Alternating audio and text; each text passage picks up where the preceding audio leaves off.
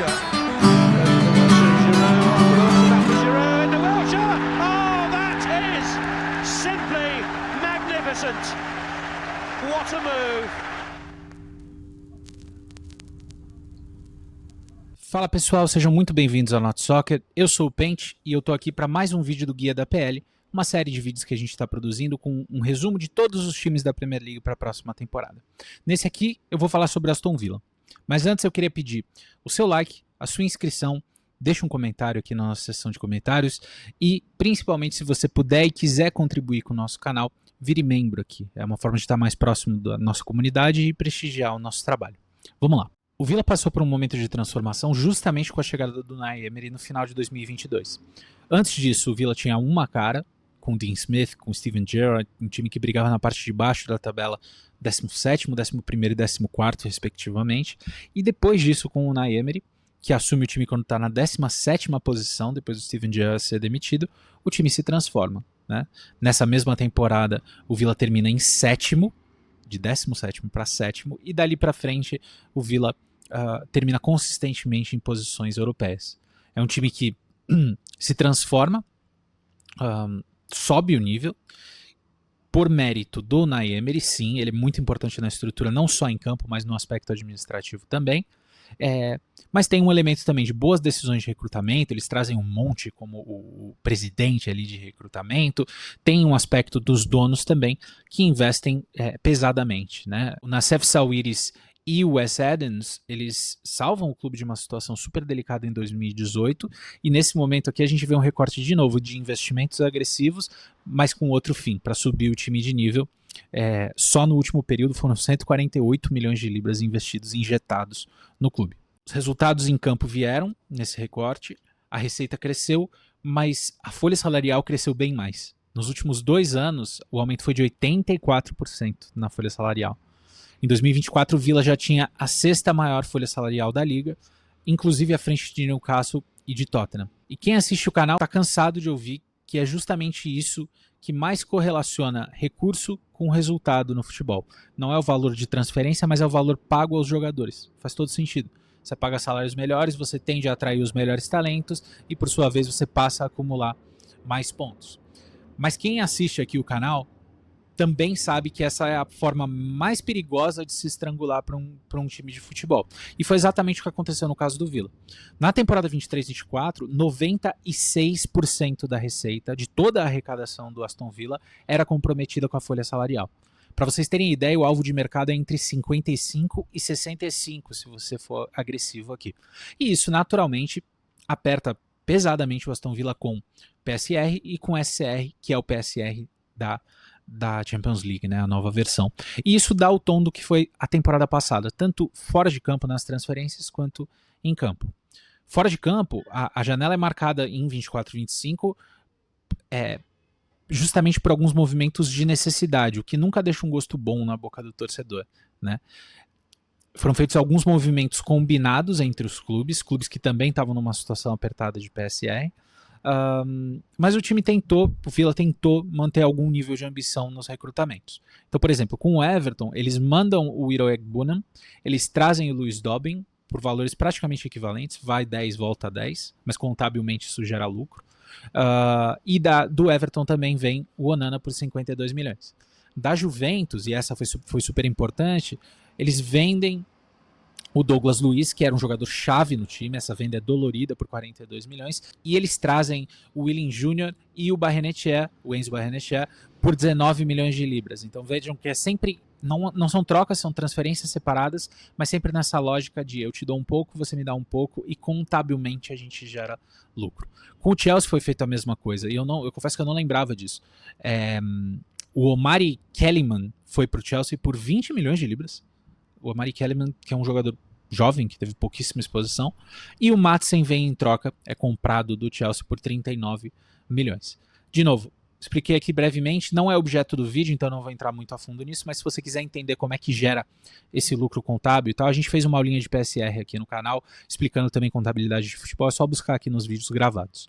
E de forma muito simplificada, a temporada que seguiu essa janela, que é uma janela mista, não é uma janela que super anima, mas também não é uma janela que deprime, Foi uma temporada digna e competitiva do Aston Villa no final, mas que teve tropeços importantes de desempenho no primeiro recorte que acabaram matando os objetivos lá na frente.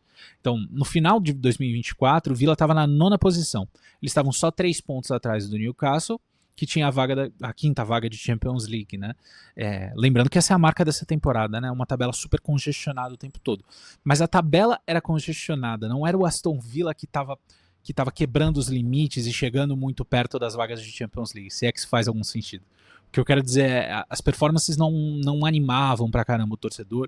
O Villa era um time que era excessivamente apoiado num sistema defensivo que sofria, tanto no aspecto individual, Emiliano Martinez não foi bem, etc., quanto no aspecto coletivo. Eles tomaram 31 gols em 19 jogos no meio da temporada, ali até o final de dezembro, dá 1,63 gols por jogo, é bem ruim para um time que se vê como um time sólido defensivamente, e a contraparte é que era um time que se apoiava em flashes individuais nas peças de ataque para manter a produção ofensiva. Era uma equação bem ruim.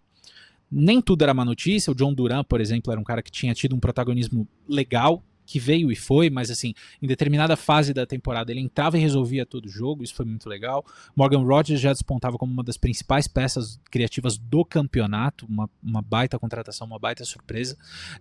E o Tielemans, né, que acaba sendo a melhor peça deles da temporada, na minha opinião, o melhor jogador, já mostrava também que tinha subido de degrau.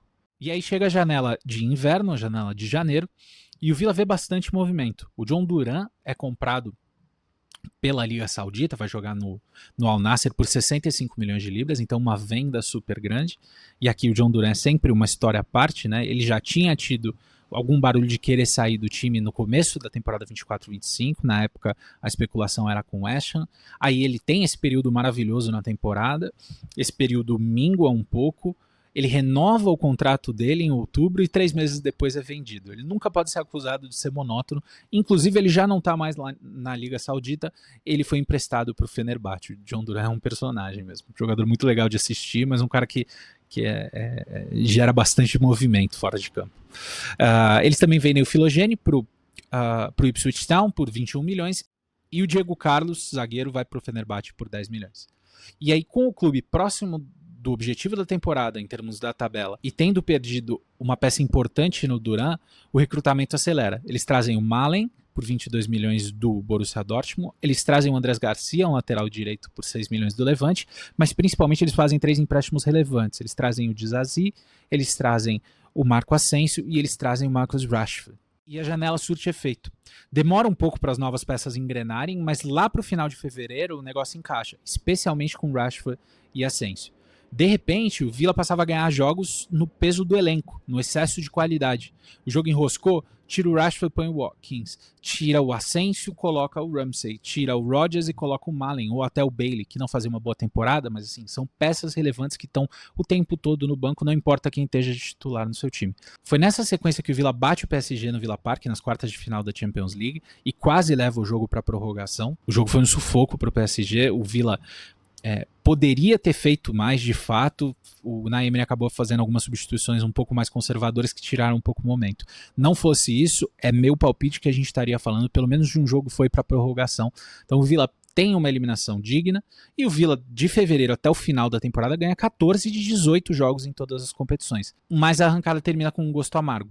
O Villa entra na última rodada da Premier League com chance de classificar para a Champions League, mas precisava de uma combinação de resultados e acaba perdendo para o United, jogando muito mal, e o Chelsea, que não poderia vencer, bate o Nottingham Forest. E assim, o Unai Emery volta para a sua competição, entre muitas aspas, né? O Unai Emery que é muito dominante na Europa League. E aí a gente entra na janela da temporada 25-26, quando o Villa começa vendendo o próprio time feminino para si. É uma manobra contábil que o Chelsea fez e o Villa segue igual para gerar espaço de PSR, isso é outro assunto, mas justamente por causa dessas restrições financeiras que não vão embora simplesmente com a venda desse time feminino, o Villa fez pouca coisa até aqui, numa situação que precisaria fazer algumas coisas, pelo menos para repor os empréstimos que foram tão pesados nessa última arrancada do Aston Villa, nessa última versão do Aston Villa que foi competitiva. Até aqui eles trouxeram o Marco Bizot, que vem como um goleiro reserva, era do Brest, o Olsen sai do time, então um fit natural aqui. O Guessin, atacante do Nice, de 24 anos, esse sim um reforço mais relevante, versátil, mas vem, acho que principalmente para dar opção pelo Watkins, que nesse momento, antes do Guessam, o Watkins era a única opção de centroavante do time. E eles também contrataram um menino chamado Zé Pequeno Redmond. E sim, é por causa do filme. Ele vem de graça do Feyenoord, é um atacante, ele é jovem, deve ser emprestado ou jogar pelo Sub-21, mas eu faço questão de mencionar aqui pela curiosidade do nome. O que precisaria fazer nessa janela? Além desse atacante que já veio, e do goleiro reserva que já veio, os dois como opção de elenco, eu acho que era importante a gente ver um lateral direito chegar, um zagueiro chegar, e tem um rumor com o Jerry Canvot, do Toulouse, tá em negociação, mas assim, é um nome só, não são rumores absurdamente avançados, e pelo menos mais um ponta também. O Villa não tem perfil de ponta no elenco. E tudo isso sem entrar no mérito de saída de peças que, se acontecessem, teriam que ser repostas. Emiliano Martinez tem notícia de saída, praticamente pediu para sair para o United. Não vai acontecer com o United especificamente, mas só quantificando aqui. O Ollie Watkins é um cara que tem algum barulho, já desde janeiro, ele quase se transfere para o Arsenal, e aí aqui durante a temporada reclama de ter perdido posição para o Rashford, ele fica no banco nos jogos de Champions League. Tem interesse, né? O United teve muito interesse, o United que acabou de fechar com o Chesco, Newcastle está buscando um centroavante, então enfim, é uma situação ainda em desenvolvimento do Ollie Watkins, e se sai, é uma reposição crítica que tem que ser feita. O Leon Bailey deve sair, e isso aqui é importante. O Leon Bailey caiu bastante de rendimento na última temporada, mas ele é o único jogador do perfil dele no elenco. É uma deficiência estranha que tem o Aston Villa. O Aston Villa não tem muitos pontas puros, de fato. Se sair, essa deficiência se agrava, e deve sair. Morgan Rogers é outro que tem interesse do Chelsea, mas esse seria uma transferência muito agressiva, teria que ser um valor muito alto para justificar. É o jogador mais valioso do elenco, é uma grande surpresa, tem idade boa e tal, eu não venderia de jeito nenhum. Outro que eu não venderia, mas que tem algum rumor, é o Jacob Ramsey, tem interesse do West Ham e do Nottingham Forest. Tem até link do McGinn, capitão da equipe, que foi feito ontem pelo Craig Hope, o Newcastle tem interesse. Enfim, tem muita coisa em aberto no aspecto de saídas, mas é justamente essa indefinição e a quantidade de indefinições que trava o Aston Villa até aqui na janela. Isso e, obviamente, toda a restrição financeira que está em cima. Então, enquanto as vendas não acontecem, o Aston Villa não libera espaço, sabendo que o Aston Villa já faz uma temporada de gestão financeira para liberar espaço. O Athletic noticia que tem algumas especulações internas no Aston Villa que 85% da receita do próximo resultado vai ser comprometida com salário. Ainda é muita coisa. Provavelmente o Aston Villa está olhando para ou esbarrar ou infringir tanto o PSR quanto o SR. Então é um momento crítico de gestão financeira do time que trava um pouco os movimentos de janela, e o que trava ainda mais é a quantidade de dúvidas que a gente tem. Então o Villa fez muito pouca coisa. Para o campinho, portanto, a gente vai com o elenco que tem hoje, mais o Guessam, que praticamente está confirmado. Passando posição por posição, a gente tem o Emiliano Martinez, até que se prove o contrário, com reserva do Bissot, não tem muito comentário aqui para fazer. Pela direita a gente tem o Cash como titular, não é o titular que mais me inspira confiança, mas é o que tem. Como opção você tem o Konsa, que é uma opção que gosta bastante o Unai Emery de fazer esse tipo de improvisação aqui, de reforço defensivo, mas ele não está como titular, porque o Konsa é titular da zaga junto com o Paul Torres, eles são os donos.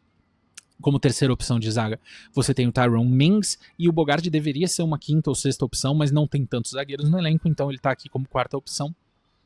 Pela esquerda você tem o Digne e o Madsen, que brigam por posição. O Digne acabou de renovar, então eu suspeito que ele seja titular. Vamos esperar para ver. Tem o Garcia também, que pode cobrir pela direita. No meio de campo, a minha expectativa é que o Onana seja mais titular nessa próxima temporada, mais protagonista. Então eu coloquei ele com o Camará, que é um cara intocável no aspecto de destruição do Aston Villa, renovou o contrato e tal. Como opções para essa posição, a gente tem tanto o Tielemans quanto o McGinn, que estão no time titular aqui que eu estou colocando, mas em outras posições, eu já falo deles. E a gente tem também o Ross Barkley, que esse sim fica como uma opção de elenco. Tielemans, portanto, que eu falei, melhor jogador da temporada passada, eu coloquei numa posição um pouco mais avançada. Tem alguma flexibilidade aqui, mas a gente sabe que o Unai Emery gosta sempre de colocar um atacante a menos em campo do que você tem a intuição. Então, coloquei aqui o Tielemans como como camisa 10, pode ser o Rodgers, pode ser o próprio McGinn, pode ser até o Ross Barkley como uma opção circunstancial. Pela esquerda o McGinn, não é ponta, mas de novo ele gosta bastante de colocar volante na ponta. Ramsey, uma posição um pouco mais natural ali, um cara um pouco mais ofensivo, e o próprio Rodgers pode cobrir por lá. E pela direita, Rodgers titularíssimo, Malen pode cobrir, e o Leon Bailey, que eu já expliquei aqui a situação como última opção. Reparem aqui aquilo que eu falei, não tem ponta de verdade nesse elenco, você tem o Leon Bailey e mais ninguém. Centroavante você tem o Watkins, até que se prove o contrário, o Gessan e o próprio Malen pode cobrir por ali. Em termos de objetivo para a temporada, eu acho que o Villa entra para tentar disputar a posição de Champions League de novo. Mas eu acho que essa não deveria ser a expectativa mínima. Eu acho que nessa temporada a tendência é que United e Tottenham voltem a habitar essa região da tabela. A tendência, né? E isso cria um grupo de 4 times aqui muito difíceis de prever. O Villa, o Newcastle, o United e o Tottenham. Todos eles estão abaixo dos 3 primeiros e até do Chelsea, mas entre si ficam brigando pelas posições restantes ali e é difícil ranquear porque tem muito imponderável em todos eles. Se eu tivesse que fazer uma previsão, eu coloco o Aston Villa em 7º ou em 8º dessa tabela aqui. Mas não levem muito a sério, eu repito, eu estou dando como certo uma ressurreição de um United que terminou em 15º, estou dando como certo uma ressurreição de um Tottenham que terminou em 17º, eu estou dando como certo uma continuidade de trabalho no Newcastle que passa pela pior turbulência desde a aquisição saudita, e eu estou dando como certo também uma estabilidade de um Aston Villa que passa por algumas coisinhas aqui, talvez seja o menos instável desse grupo, mas ao mesmo tempo talvez seja o que tem menos material humano ou menos quantidade de jogadores com muita qualidade nesse recorte aqui. Enfim, fiquem ligados que no próximo vídeo que sai hoje, no final do dia, a gente vai discutir essa situação do Newcastle. Um abraço, até a próxima.